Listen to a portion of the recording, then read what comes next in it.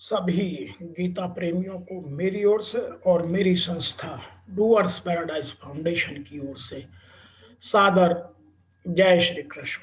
आज हम वर्तमान युग में आध्यात्मिक चिंतन की श्रृंखला के तहत गीता के तृतीय अध्याय के श्लोक संख्या 25वें और 26वें की व्याख्या एक साथ करेंगे। अभी तक भगवान श्री कृष्ण ने महापुरुष के कर्म और उनको लोक कैसे अनुगामी बनता है। अब बात कर रहे हैं ज्ञानी के लिए लोक संघार्थ स्वयं कर्म करने और दूसरों से करवाने का विधान है। वह स्वयं करे भी और दूसरों से कराए भी, जिसको इन दो श्लोकों में बड़ी युक्ति के साथ पिरोया गया है, जिन्हें ऋषि वेद व्यास जी ने कुछ इस तरह लिखा है। सत्ता कर्माणि अविद्वांसः यथा कुर्वन्ति भारत कुर्यात् विद्वान् तथा अशक्तः चैकेषु लोक संग्रामः न बोधिभेदं जनयेत अज्ञानां कर्म संगनाम् जो येष सर्वकर्माणि विद्वान युक्त समाचरण। अर्थात हे भारत,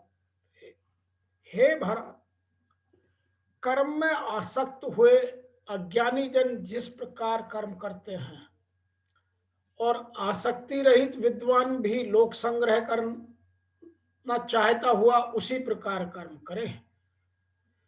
ज्ञानी पुरुष शास्त्र विहित कर्मों में आसक्ति वाले अज्ञानियों की बुद्धि को भ्रमित न करे, किंतु स्वयं शास्त्र विहित समस्त कर्म भली भांति करता हुआ उनसे भी वैसे ही करवाए, तब वह बुद्धिमान है।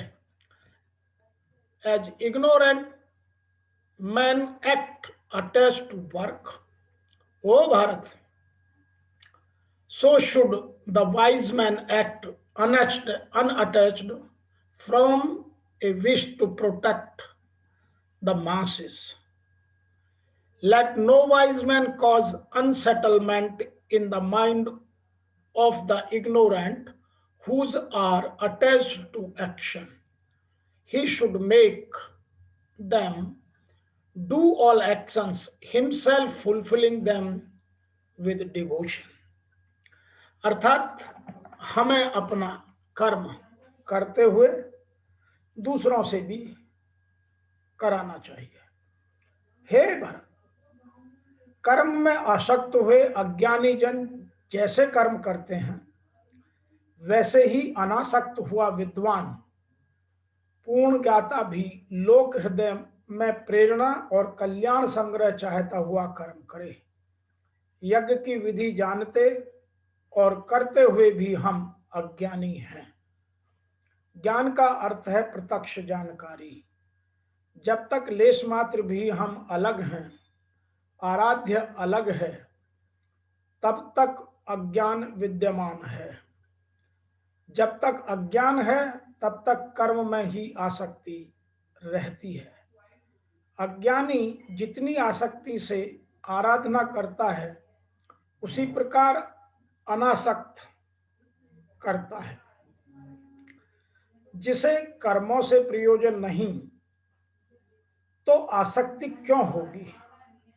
ऐसा पूर्ण ज्ञाता महापुरुष भी लोकहित के लिए कर्म करे, दैवी संपत्ति के लिए उत्कर्ष करे, जिससे समाज उस पर चल सके और समाज उसको अपना अग्रगणी मानकर उसका अनुगामी बन सके। ज्ञानी पुरुष को चाहिए कि कर्मों में अनासक्ति वाले अज्ञानियों की बुद्धि में भ्रम पैदा न करे, अर्थात स्वरूपस्थ महापुरुष ध्यान दें कि उनके लिए आचरण से पीछे वालों के मन में कर्म के प्रति अश्रद्धा न उत्पन्न हो पा जाए। परमात्मा तत्व से संयुक्त महापुरुष को भी चाहिए कि वह स्वयं भली भांति भली प्रकार नियत कर्म करता हुआ उसे करावे। यह मैं एक उदाहरण भी आपको देना चाहता हूं, समझाना चाहता हूं।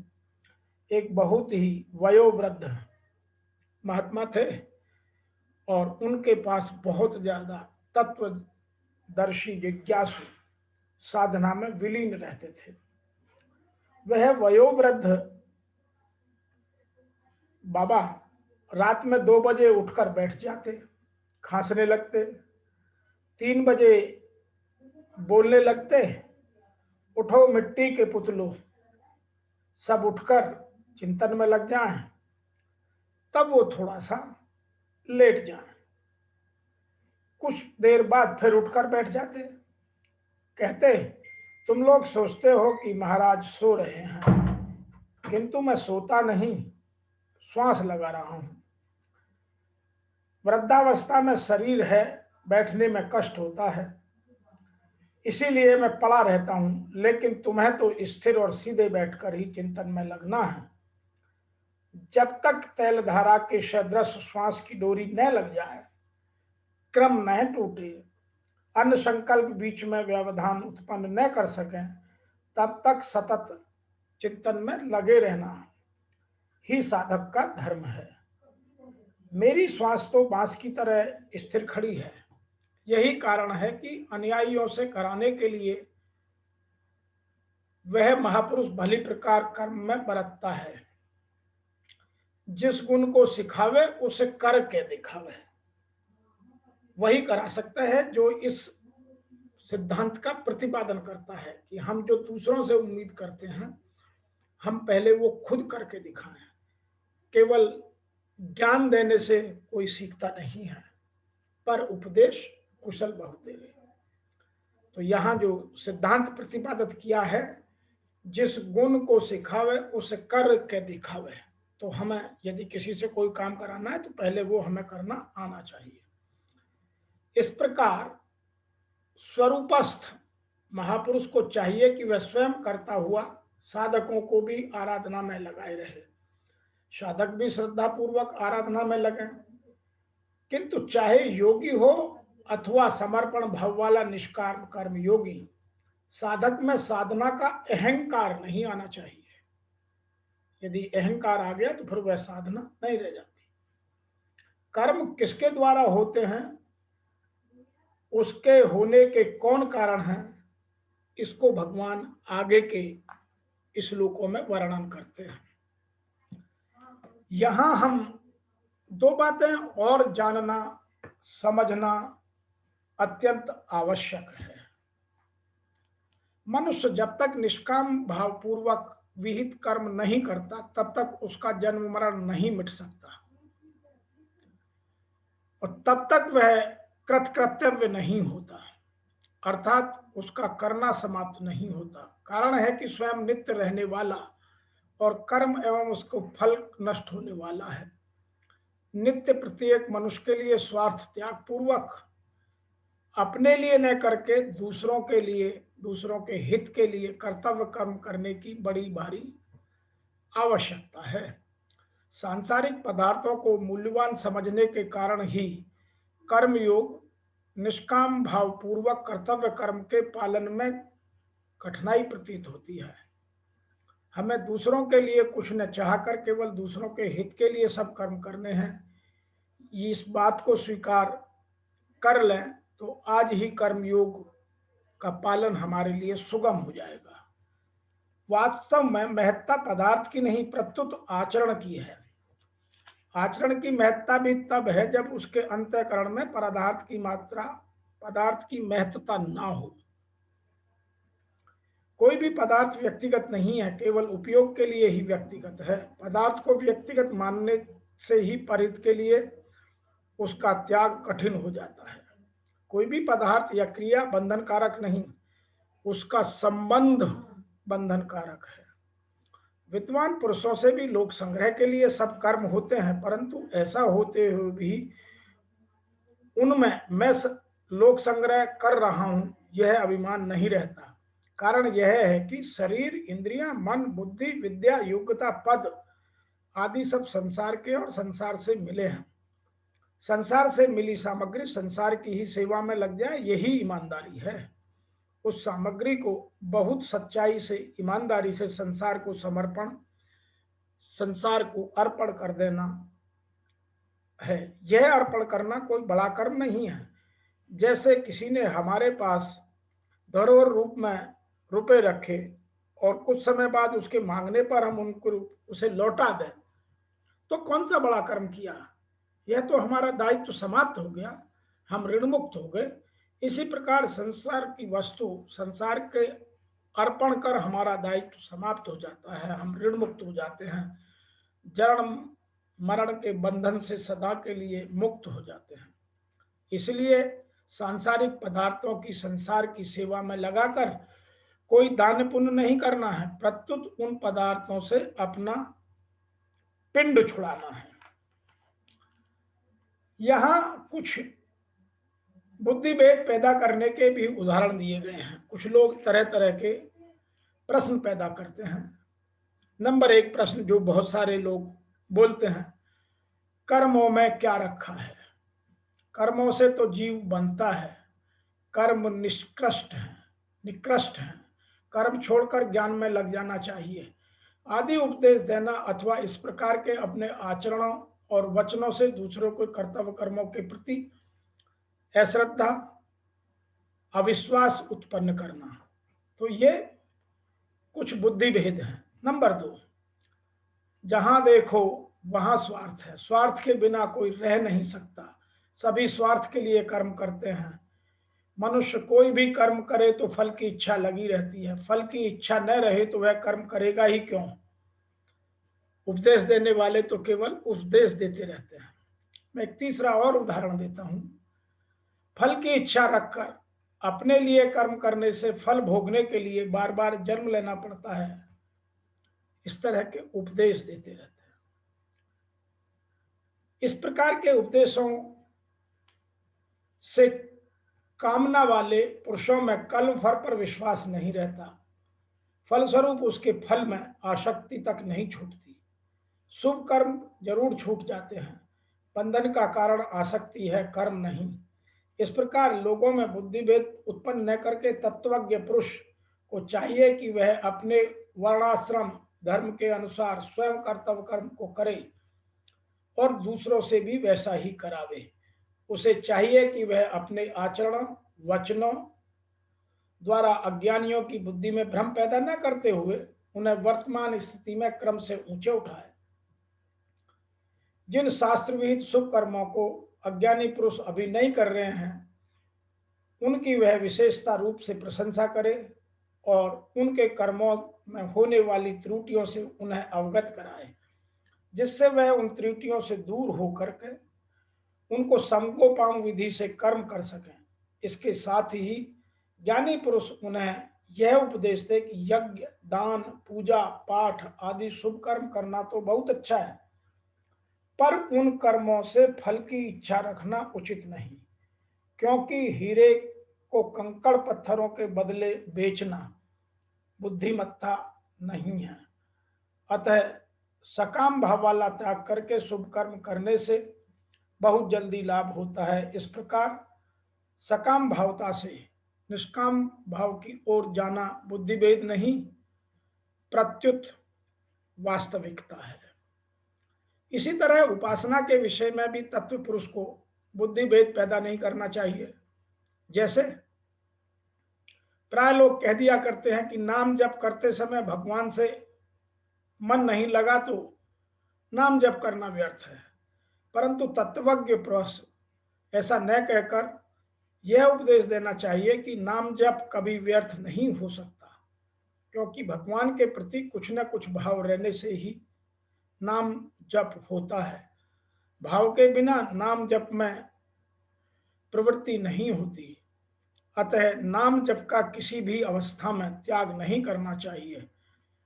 जो यह कहा गया है कि मनुआ तो 14 फिरे, यह तो सुमरन ना है, इसका भी यही अर्थ है कि मन तो लगाने से यह सुमिरन स्मरण नहीं, जब तो है ही। हाँ, मन लगाकर ध्यान पूर्वक नाम जप करने से बहुत जल्दी लाभ मिलता है। कोई भी मनुष्य सर्वथा गुण रहित नहीं होता। उनमें कुछ न कुछ गुण अवश्य होते हैं। इसलिए तत्वज्ञ महापुरुष को चाहिए कि अगर किसी व्यक्ति को उसकी उन्नति के लिए कोई शिक्षा देनी हो, कोई बात समझानी हो, तो उस व्यक्ति की निंदा या अपमान न करके उसकी गुणों की प्रशंसा करें। गुणों की प्रशंसा करते हुए आदर पूर्वक जो शिक्षा दी जाएगी, उस शिक्षा का उस पर विशेष असर पड़ेगा। समाज और परिवार के प्रमुख व्यक्ति को भी इस रीति से दूसरों की शिक्षा देनी चाहिए। यहाँ समाचरण और जो ये पदों में भगवान विद्वान को दो आज्ञाएं देते हैं। स्वयं सावधानी पूर्वक शास्त्रविहित कर्तव्य कर्मों को अच्छी तरह से करे, और नंबर 2, कर्मों में आसक्त अज्ञानी पुरुषों से वैसे ही कर्म करवावे। लोगों को दिखाने के लिए कर्म करना दंभ है, जो पतन करने वाली आसुरी संपत्ति का लक्षण है। अतः भगवान लोगों को दिखावे के लिए नहीं, प्रत्युत लोक संग्रह के लिए कर्तव्य कर्म करने की आज्ञा देते हैं। तत्वज्ञ पुरुष को चाहिए कि वह कर्म करने से अपना कोई प्रयोजन न रहने पर भी वह समस्त कर्तव्य कर्मों को सदा सुचारू रूप से करता रहे, जिससे कर्मों में आसक्त पुरुषों की निष्काम कर्मों के प्रति महत्व बुद्धि जागृत हो जाए और वे भी निष्काम भाव से कर्म करने लग जाएं। इसका तात्पर्य यह हुआ कि उस महापुरुष के आसक्त रहित आचरणों को देखकर अन्य पुरुष भी वैसा ही आचरण करने की चेष्टा करने लगेंगे। इस प्रकार ज्ञानी पुरुष को चाहिए कि वह कर्मों में आसक्त पुरुषों को आदर पूर्वक समझाकर उनसे निषिद्ध कर्मों का स्वरूप से सर्वथा त्याग करवाए और विहित कर्मों में सकाम भाव का त्याग करने की प्रेरणा से उनको प्रेरित करे। तो आज के इस 25वें और 26वें श्लोक की व्याख्या में हमें 2 चीजें सीखने को मिली, जिनको जानना समझना हमारे लिए अत्यंत आवश्यक है। नंबर 1, अज्ञानी वो लोग हैं जो कर्म बंधन से बंध जाते हैं, जो इस परिवर्तनशील संसार को स्थिर मानकर उसका संग्रह अपने लिए करने लग जाते हैं। और बुद्धिमान लोग वो हैं जो इस कर्तव्य कर्म को निष्काम भाव से, अर्थात दूसरों के हितों के लिए, दूसरों की धरोहर मानकर दूसरों के कल्याण के लिए करते हैं। नंबर 2, बुद्धिमान व्यक्ति के मन में कभी यह संदेह नहीं रहता कि वह आसक्ति से काम कर रहा है या अनासक्ति से काम कर रहा है। वह सदैव लोगों को आसक्ति छोड़कर अनासक्ति के कार्यों में लगाने के लिए प्रेरित करे और उन्हें आगे बढ़ाए, ऐसा स्वयं आचरण करे और औरों से कराए। मन में कोई गलतफहमी नहीं रखे, हमेशा दूसरों के साथ अनासक्त भाव से कार्यों में लगा रहे। भगवान कर्म कम देखते हैं और भगवान भावों को अधिक समझते हैं। इसलिए भगवान कर्मों की बात बाद में करते हैं, पहले भाव की बात करते हैं। इसलिए भगवान मन, वचन और कर्म में सबसे ज्यादा मन में उत्पन्न हुए विचारों को महत्व देते हैं। फिर उन विचारों को हम वाणी में, अपने वचनों में कैसे बोलते हैं उसको महत्व देते हैं, और सबसे कम महत्व हम कर्मों को देते हैं। यह भगवान हमें सिखाना चाहते हैं। आज हम वर्तमान में क्या कर रहे हैं, हम उल्टा हो गया है कि जो मेरे मन में है उसे तो मैं छुपा के रखता हूं, क्योंकि वो किसी को दिखता नहीं, और यदि कोई समझने की कोशिश करता है तो हम झूठ बोलते हैं। तो हम मन और वचन दोनों को भूलते जा रहे हैं कि उन्हें कोई नहीं देख रहा है, जबकि भगवान सबसे ज्यादा उन्हीं को देखता है। कर्म तो कोई भी देख लेगा, कर्म तो इस संसार में होने वाली क्रिया है, उसे कोई भी देख सकता है, साधारण मानव भी देख सकता है, समझ सकता है। लेकिन भगवान तो बुद्धि से परे की चीज है। हम अपने मन में किस तरह के भाव उत्पन्न कर रहे हैं, मन में प्रेम है या ईर्ष्या है, वह सब समझता है। हम किसी काम को निष्काम भाव से कर रहे हैं या सकाम भाव से कर रहे हैं, वह उस भाव को समझता है, उसी भाव के अनुरूप हमें आगे का रास्ता हमारा प्रशस्त करता है। तो आज के इन तृतीय अध्याय के 2 श्लोकों में 25वें और 26वें की व्याख्या में इतना ही। फिर आपसे शीघ्र मिलते हैं आगे की व्याख्या लेकर। तब तक के लिए आपको मेरी ओर से और मेरी संस्था डूअर्स पैराडाइज फाउंडेशन की ओर से सादर जय श्री कृष्ण और ओम नमो भगवते वासुदेवाय नमः।